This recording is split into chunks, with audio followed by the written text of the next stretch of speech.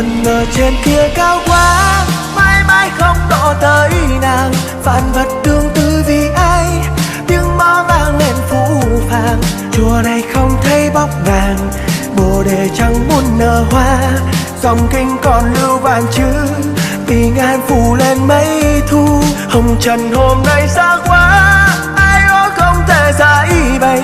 Hỏi người xa đi vì đâu, chắc chắn không thể quay đầu.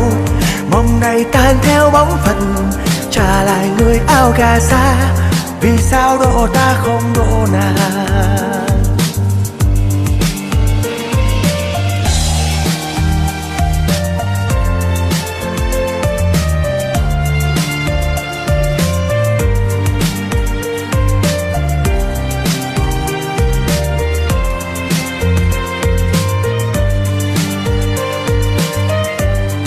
我捡起时钟茶，不断的时间过，小城回头了吗？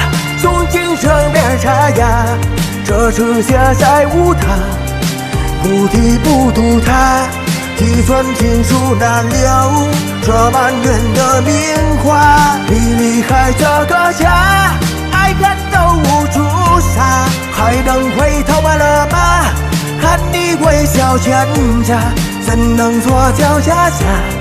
爱还你一个家，为何渡我不渡他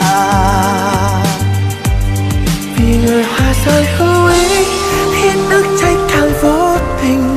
Người ta luôn hợp tan, có lẽ là duyên phận. Giờ ta không thấy nàng, ta chẳng thấy đâu. Người nơi đâu? Một đời thầy ta gõ mõ, phá nát thương thương biến hòa. Vài độ xuân thu vừa qua, có lẽ ta không thấy nàng. Hỏi phần tu trong kiếp này, ngày ngày gõ mõ tụng kinh. Vì sao độ ta không độ nàng?